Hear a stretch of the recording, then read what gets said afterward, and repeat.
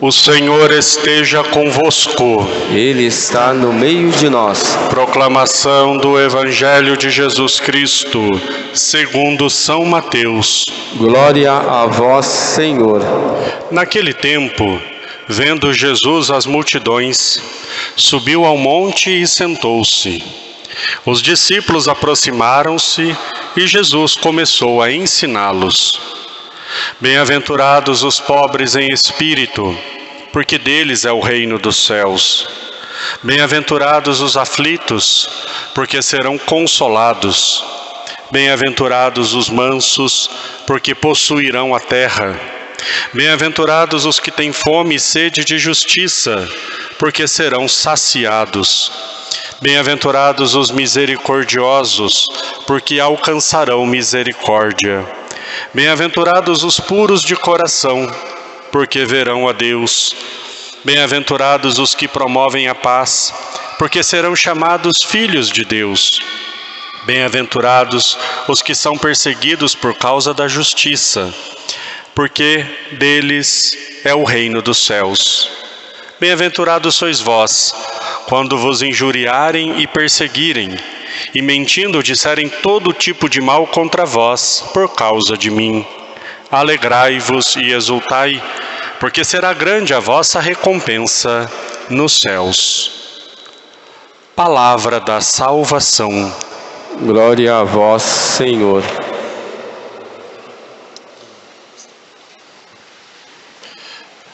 Ó Maria concebida sem pecado, rogai por nós que recorremos a vós. Em nome do Pai, e do Filho, e do Espírito Santo. Os queridos irmãos e irmãs, com muita alegria celebramos esta solenidade de todos os santos. Hoje, dia do Senhor, domingo, dia da ressurreição, dia da Sagrada Liturgia. Que alegria estarmos na casa de Deus, que alegria celebrarmos os santos mistérios. Hoje nós estamos celebrando então esta solenidade de todos os santos que nós deveríamos ter celebrado dia 1º de novembro, mas no Brasil ela é transferida para o domingo seguinte, que no caso é hoje. Então hoje nós estamos celebrando. Nós celebramos dia 2, aquela festa do dia de finados. Nós rezamos por todos os nossos familiares, entes queridos já falecidos. É importante nós lembrarmos disso porque esta festa que nós estamos celebrando hoje, na verdade ela tem uma continuidade com a festa com aquela celebração de finados. Então, para nós entendermos a lógica da celebração, é importante nós trazermos presente que deveria ter sido celebrado dia 1º, né? Por quê? Porque tem uma sequência. Quando nós celebramos a solenidade de todos os santos, no dia seguinte nós celebramos o dia de finados, nós estamos celebrando o mistério da igreja. Quem veio na missa no dia de finados, eu expliquei um pouco sobre isso, mas é bom nós relembrarmos. A igreja tem 3 dimensões. A igreja tem 3 dimensões. A menor e a menos importante é essa que nós vemos. A primeira e a mais importante é a que nós estamos celebrando hoje.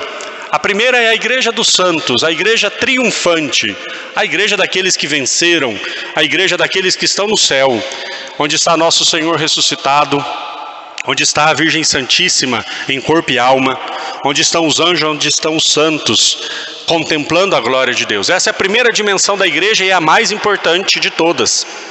A segunda dimensão da igreja é a igreja padecente das almas que estão no purgatório, porque nós rezamos dia 2.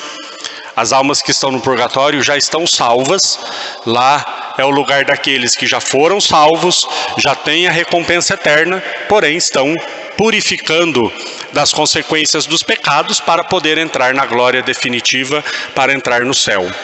E nós que estamos aqui somos a igreja militante.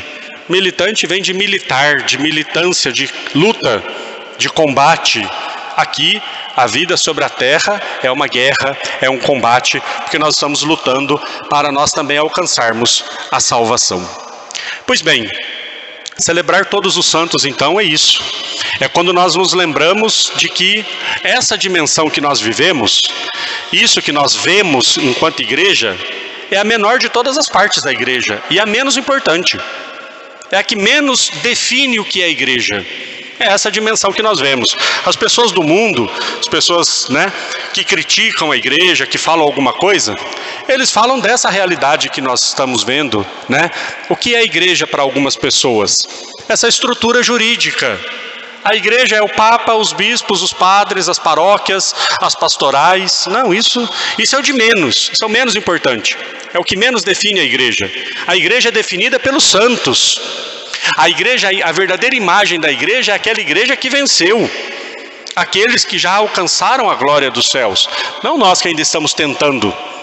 São Paulo diz assim numa de suas cartas: sede meus imitadores, como eu sou de Cristo.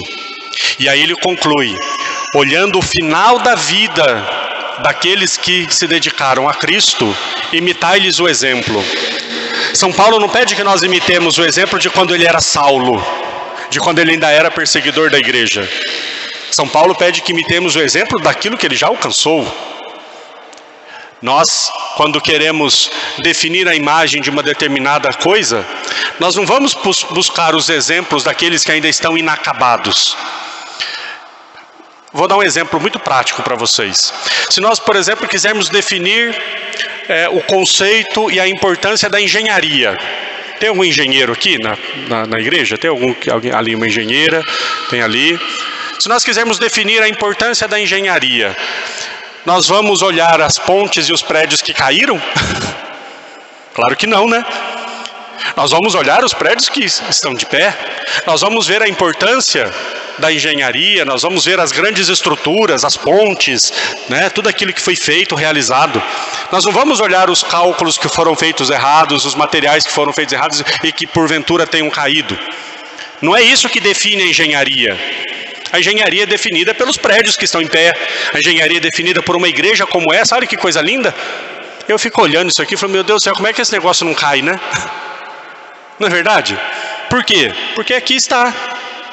Quando nós falamos de igreja, nós não olhamos para nós que ainda estamos aqui, acerta um pouco, erra um pouco, vai daqui, vai dali. Não, a verdadeira imagem da igreja é a igreja do céu. São os santos. Eles definem o que é ser igreja. E nós precisamos olhar para eles. Olhar para eles, para buscarmos também a nossa santificação. A nossa santificação. Onde é que estão os nossos exemplos? No céu. Os grandes amigos que Deus nos concedeu, aqueles que com muita luta, com muito esforço, foram fiéis à vontade de Deus, viveram nesse mundo, cumprindo com a vontade de Deus, com a sua vocação, e hoje estão na glória do céu. Esses são os nossos exemplos. Porque muitas vezes, a medida da nossa vida, nós corremos o risco de fazer com que ela seja a medida rasa. Né? Por exemplo, um pai de família. Um pai de família nós deveríamos fazer isso, pensar, será que eu sou um bom pai de família? E aí o pai poderia pensar assim, bom, vamos ver. Poxa vida, nesse mundo tem tantas pessoas que fazem coisas erradas.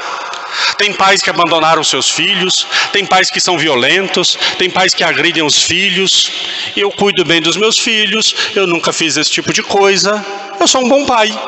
Olha aí, comparado àqueles que são muito ruins, eu sou um ótimo pai. E comparado com São José, aí é que está. Para mim também padre, sobra para nós padres também, viu? Eu poderia pensar e devo pensar, eu sou um bom padre?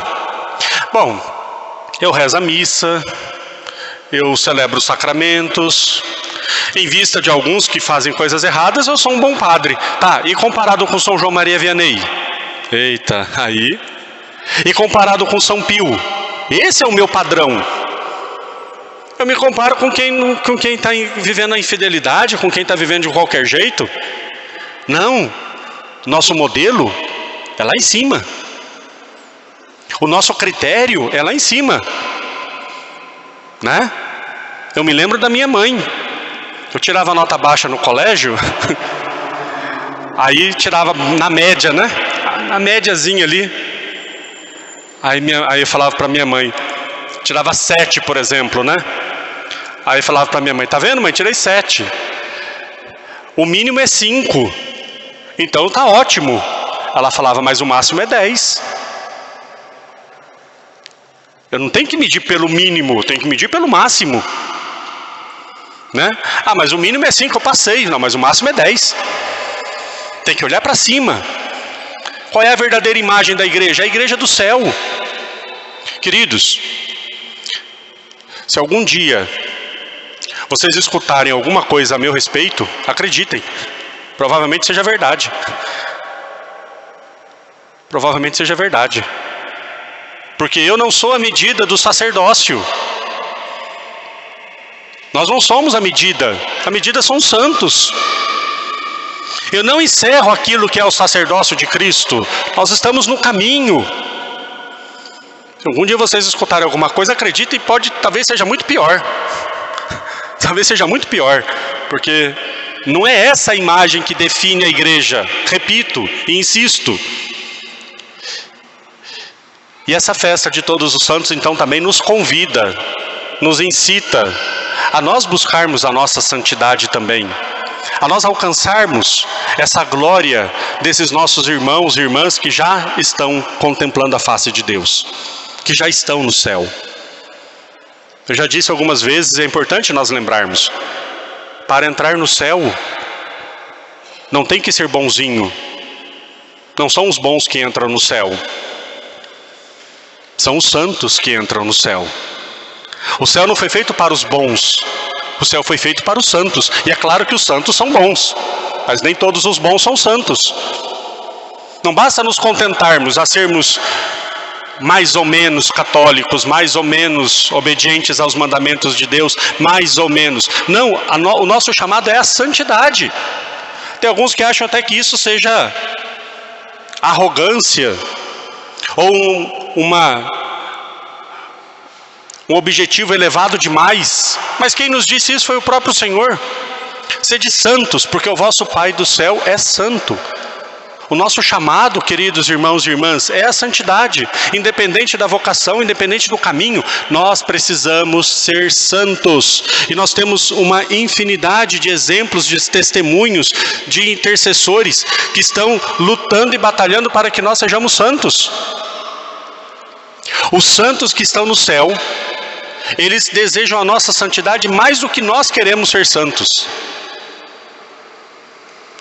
É um mistério maravilhoso isso. Eles querem que nós sejamos santos mais do que nós mesmos desejamos a santidade. Sabe aquela coisa assim? De quando alguém alcança um objetivo e percebe que aquilo é tão bom, que aquilo é tão prazeroso, e olha para as pessoas que estão tentando e dizem assim: força, vai porque vale a pena. Sabe? São os santos que estão no céu. Eles alcançaram, eles olham para nós e dizem assim: vocês também precisam chegar onde eu estou. Você precisa experimentar o que eu estou experimentando. Então força. Lutem. Resistam. Resistam. Nós vimos a primeira leitura do livro do Apocalipse, quando aquela multidão diante do trono do Cordeiro, uma grande multidão que não se podia contar, e aí o profeta pergunta: quem são esses? São aqueles que vieram da grande tribulação, que vieram dessa tribulação que nós vivemos, das lutas do dia a dia, dos sofrimentos para alcançarmos o reino dos céus. Tem gente que acha que cristão não sofre. Queridos, quanto mais uma coisa é importante, mais ela custa. Imagina o céu. Imagina o céu. Vou fazer uma comparação muito mal feita, porque comparação nunca é boa, né? Se você coloca um carro popular e uma Ferrari, você olha para a Ferrari e fala: é justo que custe? Não é justo porque custa mais do que deve, né? Mas só um exemplo, tá bom? É justo que custe muito, porque é algo muito imponente. Quando nós queremos alguma coisa nesse mundo, uma conquista, nós precisamos nos esforçar. É justo que tenhamos que nos esforçar. Quero passar num concurso, tem que estudar. Agora imagina o céu. Se coisas desse mundo nós já entendemos que tem um custo por aquilo que vale, imagina o céu. Imagina a salvação, imagina a eternidade toda diante de Deus. O que não custa? Custa a nossa vida. Custa a nossa vida. Vale a nossa vida. Vale a pena dar a vida por causa disso. São o que os santos alcançaram e desejam que nós alcancemos também. Jesus deu um itinerário muito prático, as bem-aventuranças. Eu diria que se nós quisermos encontrar nas Sagradas Escrituras duas passagens muito concretas, muito práticas de como alcançar o céu, uma é essa, as bem-aventuranças. E a outra é aquele texto do Evangelho de São Mateus, que provavelmente nós ouviremos na solenidade de Jesus Cristo, Rei do Universo, o julgamento final. Tive fome, me desses de comer, tive sede, me desses de beber. São duas passagens das mais práticas e concretas de como alcançar o céu. Hoje Jesus faz uma lista. Bem-aventurados. O que é um bem-aventurado? Bem-aventurado é feliz. Felizes serão se forem mansos, se forem humildes, se buscarem a justiça, se buscarem a misericórdia e assim por diante. Mas no final ele continua dizendo: vocês também serão felizes quando injuriarem, quando mentindo disserem coisas contra vocês, quando vos perseguirem por causa do Evangelho, porque a vossa recompensa no céu será grande. Que nós estejamos dispostos a viver as bem-aventuranças e suportar as dificuldades, se assim Deus o desejar, para que alcancemos o céu. Porque vale a pena lutar nesse mundo para estarmos com os nossos irmãos e irmãs que já estão contemplando a face de Deus. Que Deus nos abençoe, que Deus fortaleça o nosso coração e nunca nos deixe esquecer o que São João falou na segunda leitura, na sua carta. Nós somos filhos de Deus, já o somos, mas quando se revelar a glória definitiva, nós veremos tal como somos, filhos e filhas amados de Deus. Louvado seja nosso Senhor Jesus Cristo.